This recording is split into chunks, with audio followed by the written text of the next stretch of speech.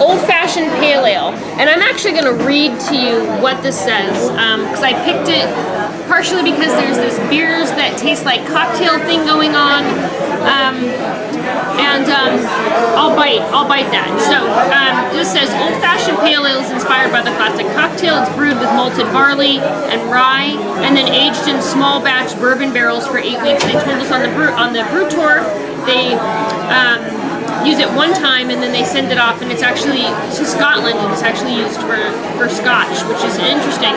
And I want to know if I can find Scotch aged in Abita barrels, because that would be interesting. No? Can't? I like that you've thought about this. So after aging, we add all the elements of an old-fashioned, the orange peel, maraschino cherries, and aromatic bitters. So 9.25% and 22 IBUs. So yeah, and so since it's 9.25%, I'm gonna give them like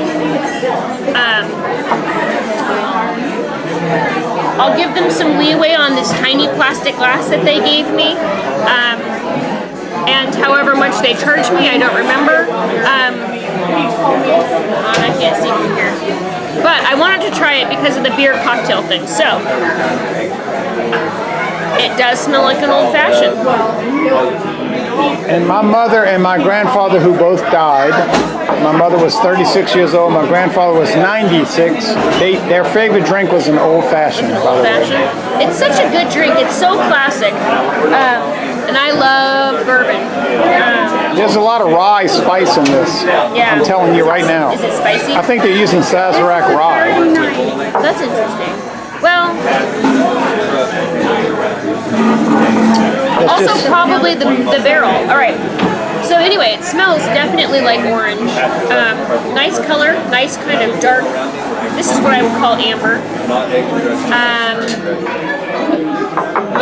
And I think if it were a glass, actually you can see it in this glass, we get some lacing from alcohol content. Nice head, because this was poured a while ago. Well, actually, I guess yours was just poured, so never mind. All right, anyway, cheers. Let's drink this. Cheers.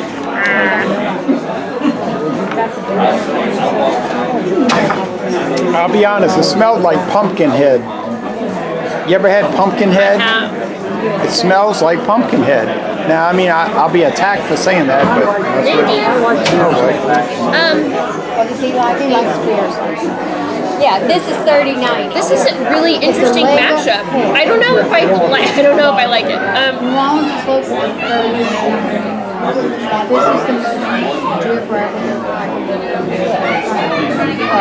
French one. It tastes like a cocktail. And that, I guess, is the whole point. So they nailed that. The bitters?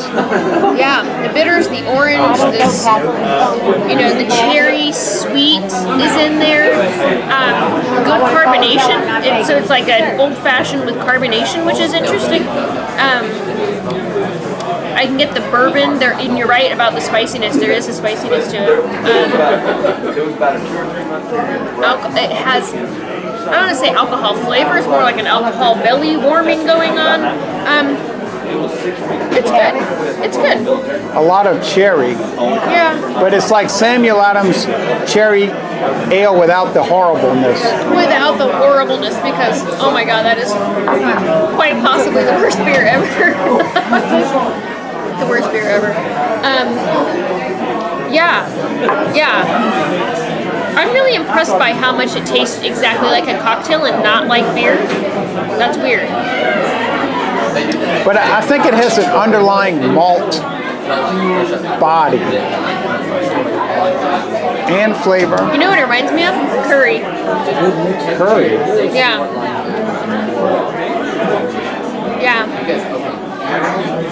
Maybe it has lime in it, but I feel like it doesn't, because it would be an orange peel. Yeah, I don't know why it makes me think of curry. It reminds me of curry, though. Orange curry. Is that a thing? Not lemon curry. Yeah. I don't know. I think it's good. It has no aftertaste. It's like one and done. It's gone. It's gone. Which is kind of nice because then you're like, oh, what did that taste like? And you keep drinking it. As far as drinkability goes, it scores high. And then at 9.25%, Watch out. yeah, Watch out. Watch out. Watch out.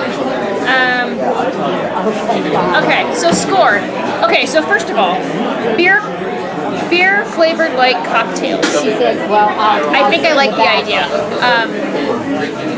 Because it's an interesting flavor profile, and then you can have something to compare it against because you've had that cocktail in the past. I like that a lot. It's interesting that the alcohol content, I feel like, the standard idea is 1 ounce of alcohol or 1 ounce of liquor to 12 ounces of beer, is equivalent. And so this is going to hit heavier than a cocktail would, right? And they make that standard at like 5%, right? So that's kind of cool. I don't remember how much money it costs, so I can't give you like a cost breakdown on that, but I like it. I think it's good. I like the bitters that's in it. I think it's great. I'm gonna give it an A+. And then I don't give out A+ very often. What do you think? Well, I'd be inclined to go along with that. I think the worst I would give it would be an A instead of an A+, but it's very good. I mean, I don't know if I would like to pay a whole lot for it, but I think you will pay a lot for it. I don't know how you could pull it off in a home brew, but I think it's possible, perhaps. I feel like I hear a challenge. Yeah, it would be hard to pull off because it would. How would you would have to have done that so many times to fine tune the combination, which clearly they have done because it's so expertly fine tuned with these flavors, I think. And I think people can see that this facility is somewhat popular. Yeah, I had to wait a long time for this beer, guys. So yeah, they're doing something right. And so I actually picked this because this is the Bourbon Street Series and Selects. So it's a limited offering. And then, like I said, that kind of beer cocktail idea, or beers that taste like cocktails, seems to be a thing right now. And I was skeptical. I thought that was a little gimmicky of beer company, but this is quality. So now I feel like I will go back and find the other versions with other breweries and give it a try based on this. So cheers to Abita, because this was a good beer. Yeah, I agree with that. Yeah. All right, thanks, folks. Bye.